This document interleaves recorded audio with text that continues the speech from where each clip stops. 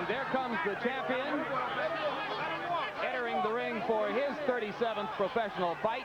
9-0 so far in heavyweight championship fights. A victory tonight would tie him with Joe Frazier for 5th on the all-time list in that category.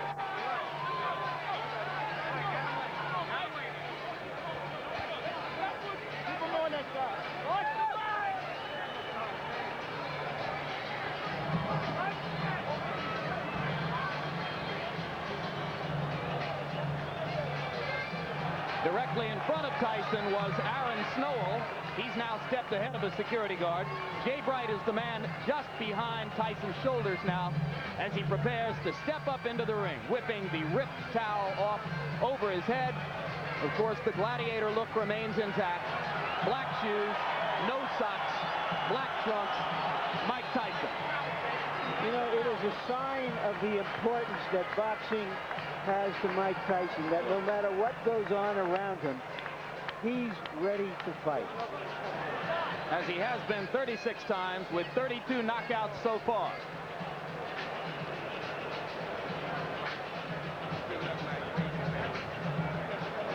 Quickly now, and focusing on the beginnings of Carl Williams' strategy, which has to be the left jab, Ray Leonard's tip of the night. Well, the left jab speaks for itself. That's the key punch for Carl Williams, to keep that left jab in Tyson's face, keep him off balance, but most importantly, snap it and not bring it down too fast, because what's going to happen, Tyson should counter that left jab.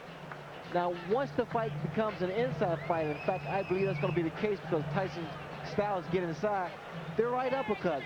That punch may accommodate Tyson's style, but in doing so, Williams better keep both hands up because Tyson throws an onslaught of punches each and every time, each and every opportunity.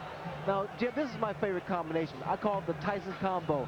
It's a right hand to the liver section, then to the chin.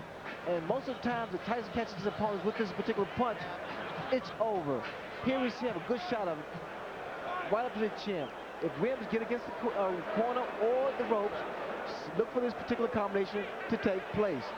With taller opponents, Tyson has a tendency to lunge in because of the height and reach advantage. But here, he may find the same thing with the taller Williams. Tail of the tape, and you can see the big disparity in reach. Carl Williams with a 14-inch advantage there at 219.25 for Tyson and 218 for Williams. Both fighters appear to be in superb physical condition. Rules for the bout, combination, and before we look at rules, we'll look at the punch stat computations. Larry Merchant. And here is our statistical profile of the activity of the fighters, which show in the fights that we examined remarkable similarities in the number of punches thrown and landed per round by Tyson Williams. But of course, there are different kinds of punches. Tyson throws the heavier stuff. Williams throws a majority of jabs. And you see the 28 jabs per round Williams threw against Holmes. That is when he looked most effective. Rules for the fight, a combination of WBA and New Jersey rules. Most significant, the 3 knockdown rule. Rarely in effect for championship fights, is in effect tonight. It victimized Carl Williams in his fight against Mike Weaver. Now we go to the ring announcer, Michael Buffer, for pre-fight introduction. Ladies and gentlemen, good evening and welcome to Atlantic City's Convention Hall by way of Donald Trump's Trump Plaza Hotel and Casino on the boardwalk here in Atlantic City, New Jersey. Tonight, Don King Productions and the Trump Plaza present the World Heavyweight Championship. This bout is approved and sanctioned by the New Jersey State Athletic Control Board, Larry Hazard Sr., Commissioner, Deputy Commissioner Lawrence Wallace, and the Chairman is Jerry Gormley. The bout is governed by the rules and regulations of the World Boxing Association, represented by Dr. Elias Cordova and James J. Biggs. It is also sanctioned by the International Boxing Federation, President Robert W. Lee, and the World Boxing Council, President Jose Suleiman. The 3 judges selected by the New Jersey State Athletic Control Board for this bout are Rocky Castellani, Chuck Giampa, and Richard F. Murray.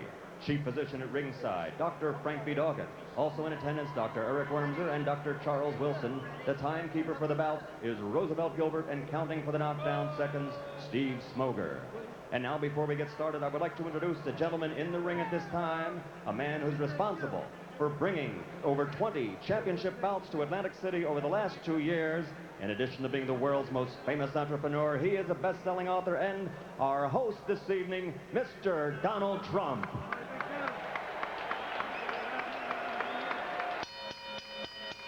And now, ladies and gentlemen, from the Trump Plaza Hotel and Casino in Atlantic City, New Jersey, let's get ready to rumble! 12 rounds of boxing for the undisputed heavyweight championship of the world. The referee for this bout is Randy Newman. Introducing first, fighting out of the blue corner, wearing the white trunks with red trim, he weighs an even 218 pounds from Absecon, New Jersey. His professional record, 22 victories against only 2 defeats, 17 knockouts to his credit, and 14 of those 17 KOs within 5 rounds or less. Ladies and gentlemen, the #1 heavyweight challenger in the world today, Carl the Truth Williams.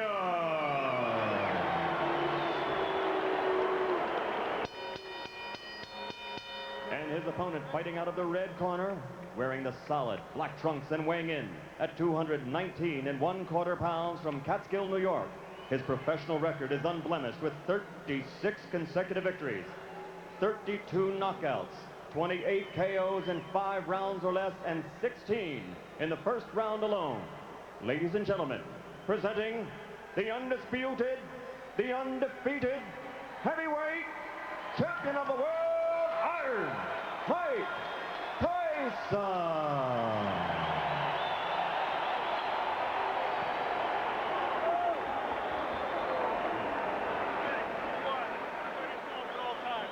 Number 2, obey my commands. I'll shake hands and come out of the bell.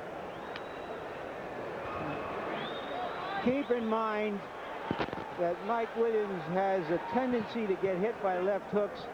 Carl Williams, excuse me.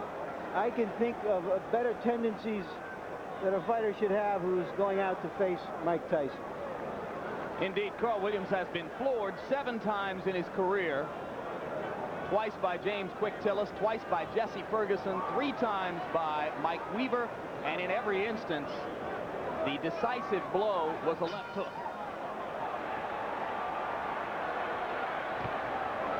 The people in Williams' corner are sincerely worried about what he does in the first 30 seconds against the Tyson onslaught.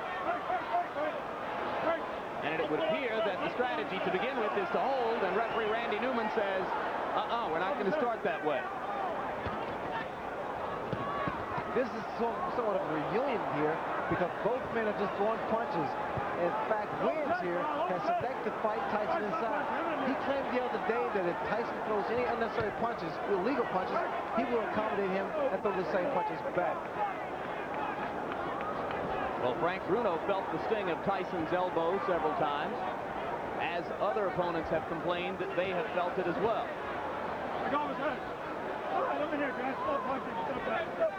Because Williams' left jab is so strong, that should help him as long as he keep that right hand up and watch Tyson's left hook, which is a powerful punch.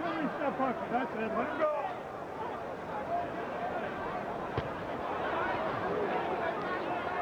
All right, that's it. I'm here. Let him go. Get back.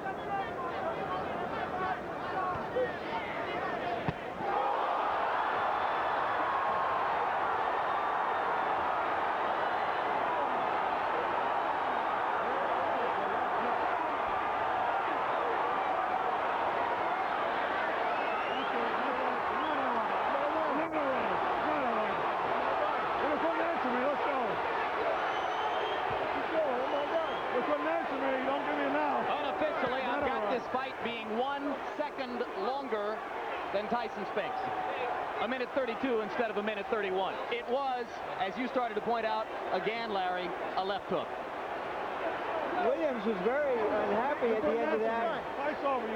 Randy Newman, the referee, asked him a question, obviously about how he felt or what his name was or where he was, and apparently he got the wrong answer because he stopped the fight immediately.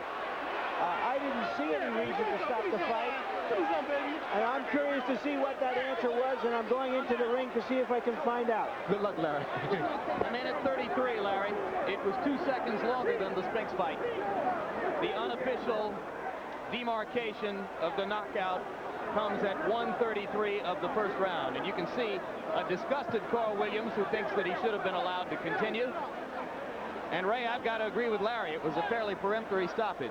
Well, the way I judge it, because he appeared to be okay, but then again, the referee is closer to the pitcher than we are. What was that question likely to be? Where are you? What day is this? And here we see the left hook that put Williams down. Williams had dropped that right hand, and I had indicated earlier that the jab will be the key, but in throwing the left jab, he must also keep that right hand up and power. There's that left hook. And you saw Mike pivot upward with both feet planted and turn the hips into the punch. This is where the power comes from. The reason people fear Mike Tyson because he's one of the few, if not the only man, that can knock you out in the heavyweight division with one punch.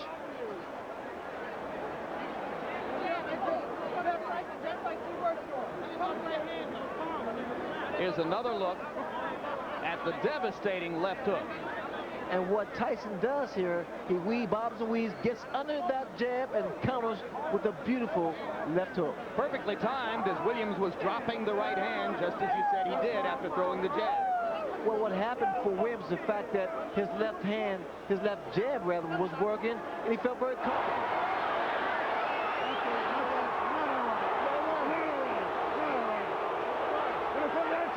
That was a look back at the conversation between Randy Newman and Carl Williams, which led to the stoppage.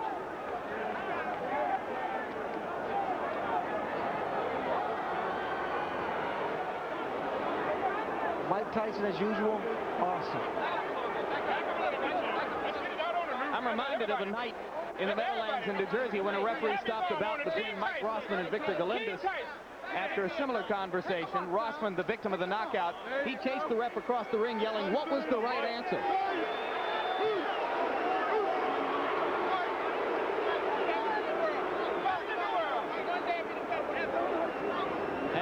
I'm with Randy Newman, the referee of the fight. Obviously, the people in and out of the ring are unhappy that the fight was stopped. Randy, why did you stop the fight? When he got up at 8, he was wobbly. He wasn't standing up. He was leaning against the ropes. I asked him a question, a very simple question. How do you feel? Not for the answer, but to see how he responded. His eyes were blank. His expression was blank. He had no answer. Is there any chance that he misunderstood what you wanted him to respond to? I don't think so. Let me tell you why. He's had a lot of professional fights and a lot of amateur fights. When a fighter is knocked down, and I had 38 fights, when a fighter is knocked down, the first thing he wants to prove when he gets up to the referee is that he's in good shape. Number one, he wasn't standing on his feet. He was leaning on the ropes. Number two, he couldn't answer me. And number three, his eyes were dead. Thank you very much, Randy. And now back to ringside. All right, thanks very much, Larry, and thank you for pointing out that the crowd is booing, as there were obviously a fair number within this congregation who did not feel that the bout should have been stopped quite so quickly. Randy Newman with a decisive and clear-headed answer to the questions. He knows exactly why he did what he did. Well, Newman is a competent referee. In fact, that he must have saw something in Williams that we didn't apparently see. But from the outside looking in, it appeared that Williams got up and was able to compose himself. But then again, I think it's left up to the referee. And now we go back to Larry Merchant in the ring, I believe with the champion. Go, Larry.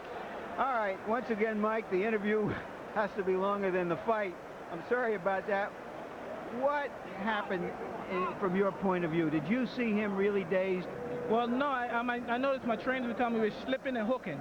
So when we slip, because usually I come in, I slip, and I get in there, and that's the hardest part of getting in there, and I never threw the punch. And so we're practicing on your slip. So you're in there, instantaneously, bing, throw the punch. And I did, I was successful. What?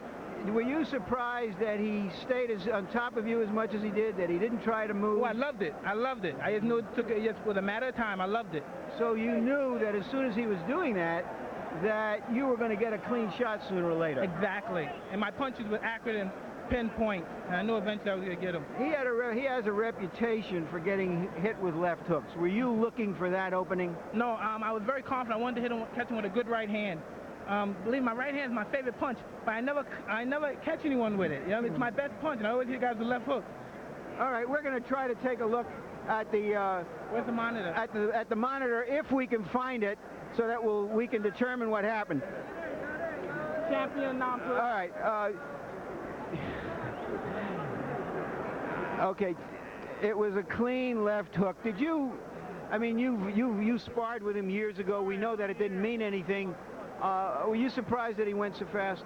Well, no, I knew if I catch someone clean, they'll go, regardless who they are. Mm-hmm. But you know, when the referee he hit him with a shot, it looked like he was able to get up, but I guess the referee called what he saw, because I didn't think he was hurt that bad, but I know I hit him with a clean shot. Speculate for me. How long would it have taken you to get him down a second time if the fight went on? Oh, no problem. I'd have been all over him. Maybe it's better that the referee did stop early. I would have been all over him. That's when I'm most dangerously, when I know I have someone hurt. For the record, Mike, I don't know if you know it, this fight went a couple of seconds longer than the Spinks fight. So far in this building, in the last 13 months, you've fought about 1 round and 2 fights. Well, it's good. I like coming in this building. I like being here. And Donald Trump, he don't play around. He pays that money up. And for this fight, Don told me if I knock him out, he'll pay me $100 grand. And I'm looking forward to that $100 grand. Who? Don is going to pay for you? Don King, yeah. $100 grand for a knockout. All right, we all want to be there when that happens. When is this going to happen? Right, in the post-press You conference. get to, oh, yes. My church can use some of that money. Yes. All right. Reverend Henry J. Payton, Holy Trinity Baptist Church. No doubt. Let's talk about, all right, now let's talk. You've talked about being in control of your career. Tell us what you think is next. Who is next? Well, I'm just taking it one step at a time. I'll fight anybody, you know what I mean? I don't discriminate from anybody. I'm the best fighter in the world, and there's no man that can beat me. Does this mean that Holyfield is or is not your next opponent? Well, he's in my future, but I don't think he's in my immediate future. But come on, Holyfield, don't matter. That's kids play. So you think that you'll fight Holyfield like early next year, and you may have 1 or 2 fights before then? Most likely, but you know what I mean? If they can discuss our things with their people, we can fight in 2 weeks, 3 weeks. He caught a quick knockout, I got a quick knockout. We both still need to work. We didn't get any work. All right.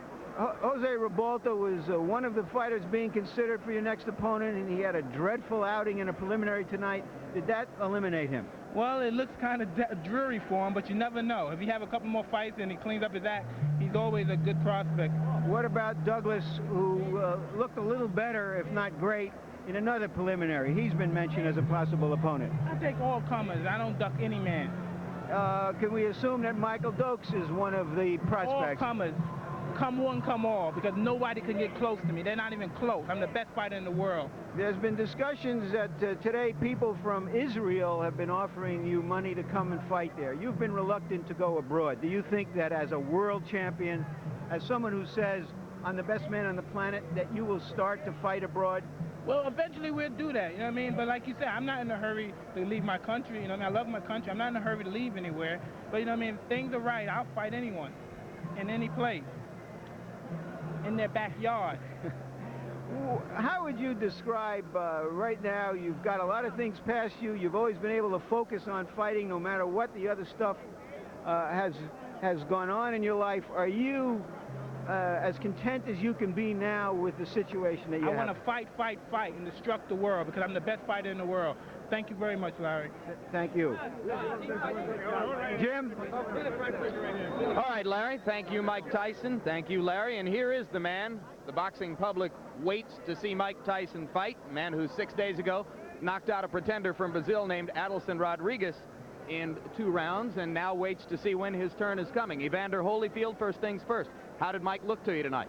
He was impressive. He hit the guy with a good left hook, took him out. He did a job well done. Would you have thought that he could knock Carl Williams out in 1 minute and 33 seconds?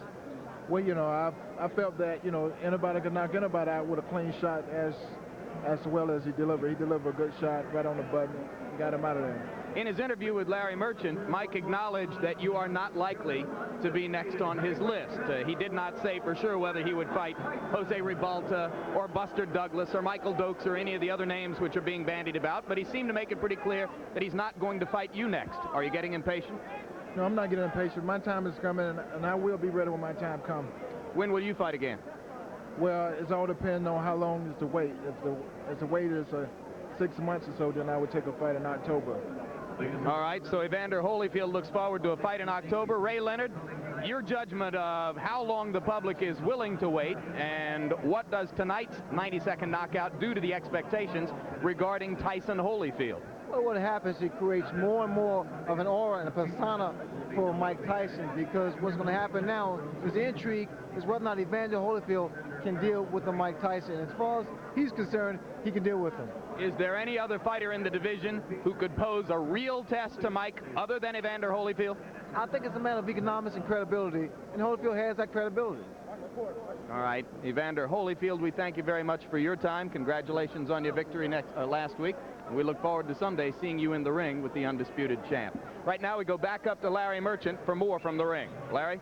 Okay, I'm with Carl Williams and with his trainer, Carmen Graciano. Carl, starting from the beginning, why were you as aggressive as you were, which preceded the knockout?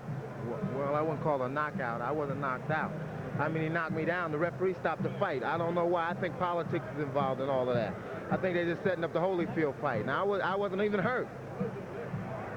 Did you understand what the referee's question, when he said... Was up. My hands was up. When the referee said I put my hands up like this here, I was ready to go. He just said, you know, I don't know. You know, I don't know what the hell happened. All right, you've been knocked down a number of times in your career, and every single time you've gotten up, and in some occasions you've fought better. From your experience, shouldn't you have assured the referee, look, I'm okay, let's go? Well, I think it was an inexperienced referee. This was his first championship fight. When he seen me down the first time, obviously he just said, okay, it's over. He said, I think he said something to the effect, are you all right? Are you all right? So I immediately put my hands up, and what happened? He stopped the fight. I don't know what's going on. I know it's political. Because I wasn't hurt. I've been down many a times. I've been down 2-3 times in a fight and have gotten up and knocked the opponent out. So I know it was political. I'm not even hurt. You know, I feel bad for not even doing anything. I didn't even really, you know, I didn't even get a chance to show my stuff. Talking about showing your stuff, explain to us why you felt it was necessary to go to Mike Tyson. He says that when he saw you coming to him and fighting him that way, he was elated. Well, it wasn't that. It wasn't the fact that I was just coming to him. I didn't feel that I should lay back. You see, with Mike, you have to show Mike that you're not going anywhere. You know what I mean? Okay, he caught me with a good shot. Okay, fine, no problem. I've been caught with good punches before. That's not the problem. And I've been down before. I've been there before. So why did the referee just prematurely stop the fight like that? I've been in that predicament before and have got up and knocked people out and have won. You know? Carl, you've stated your case eloquently. Thank you. Now back to ringside. All right, thank you very much, Larry. A very animated, quite disappointed Carl Williams. Lucid, obviously clear-headed. Any further reflections on the judgment to stop the fight based on having seen Carl there, Ray? Well, again, now he seems to be pretty clear-headed, and he